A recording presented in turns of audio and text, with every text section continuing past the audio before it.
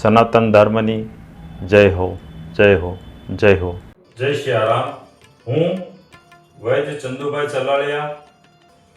તો આજે 24/2/2026 માં ગંગા સતીની 132મી નિર્વાણ તિથિ. એ તિથિ નિમિત્તે માં ગંગા સતીની એક વાણી છે કે સદગુરુ શબ્દના તમે થાવ અધિકારી પાનભાઈ. આ વાણીમાંથી આપણે માત્ર એક જ કડી બહુ સરસ સમજવા જેવી કે તન મનની શુદ્ધિ જ્યારે તમે ભૂલશો પાનભાઈ. માં ગંગા સતીની વાણી જ્યારે પાનભાઈ અને માં ગંગા સતી હયાત હતા ત્યારે જે 52 વાણી માં ગંગા સતીએ પાનભાઈ સામે કહી ત્યારે પાનભાઈને કહ્યું હતું. પણ આજે એ વાણી આજે મને અને તમને માર્ગદર્શન આપે છે, એક રાહ બતાવે છે કે પરમાત્મામાં મળી જવાનો. આમ તો ઘણા બધા જે સંતો છે એ સંતો ઉપર પીએચડી કરે છે, પણ સંતો ઉપર ક્યારેય પીએચડી ન કરાય, એમાં પીગળી જવાય. ક્યારેય પીએચડી ન કરાય પણ એમાં પીગળી જવાય. એટલે માં ગંગા સતીની આ વાણી આજે મને ને તમને કહે છે.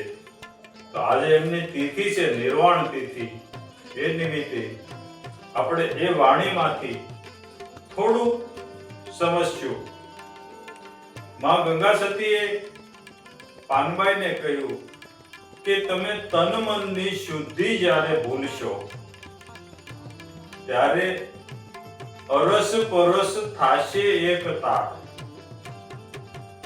તન મનની શુદ્ધિ ભૂલશો ત્યારે અરસ પરસ છે એનો એક તાર થશે. હવે તન અને મન, તન કહેતા શરીર અને મન કહેતા જે દેખાય છે, જે સંભળાય છે, જે બોલાય છે એ મન. એટલે આ તનની શુદ્ધિ કે હું આ છું, આ તનની શુદ્ધિ અને જે દેખાય છે, બોલાય છે, સંભળાય છે એ બધું મન છે. એ મનની શુદ્ધિ, તનની મનની શુદ્ધિ જ્યારે ભૂલશો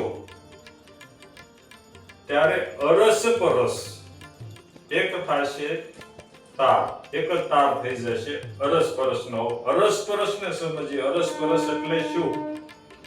હું અને ભગવાન, હું અને ગુરુ, હું અને ઈશ્વર, જીવ અને શિવ, આત્મા અને પરમાત્મા. આ અરસ પરસ છે. પણ જ્યારે તન અને મનની શુદ્ધિ ભૂલશો પાનભાઈ ત્યારે એક તાર થશે.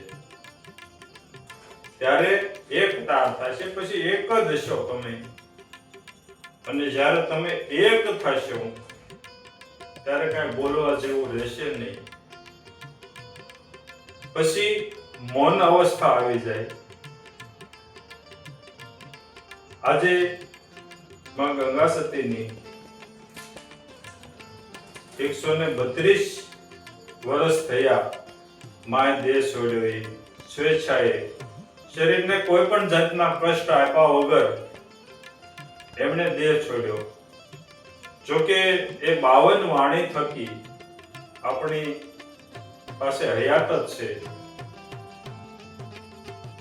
અને આપણે આ તિથિ શા માટે ઉજવીએ છીએ? જોકે સંતો તો અતિથિ છે. મેં અગાઉ પણ કીધું છે, આવા મહાપુરુષ છે એ અતિથિ છે. એ કોઈ તિથિમાં આવતા નથી, સમય મર્યાદામાં, વારમાં, મહિનામાં કોઈ આવતા નથી. અસીમ છે આવા મહાપુરુષો. પણ આપણે શું કામ તિથિ ઉજવીએ છીએ દર વર્ષે? કે આપણી જે સનાતન ધર્મની જે પરંપરા છે એ પરંપરા તૂટે નહીં, જળવાય રહે અને એમની તિથિ ઉજવતા ઉજવતા આપણે પણ અતિથિ થઈ જઈએ, એટલા માટે આપણે તિથિ ઉજવીએ છીએ. અતિથિ વિશે આ ગંગા ઉપનિષદ ચેનલ ઉપર અગાઉ પણ વિડીયો મૂકેલો છે.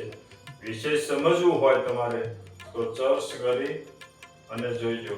જય સિયારામ. આગળના વિડીયો જોવા માટે આ રીતે ચેનલ સબસ્ક્રાઈબ કરો.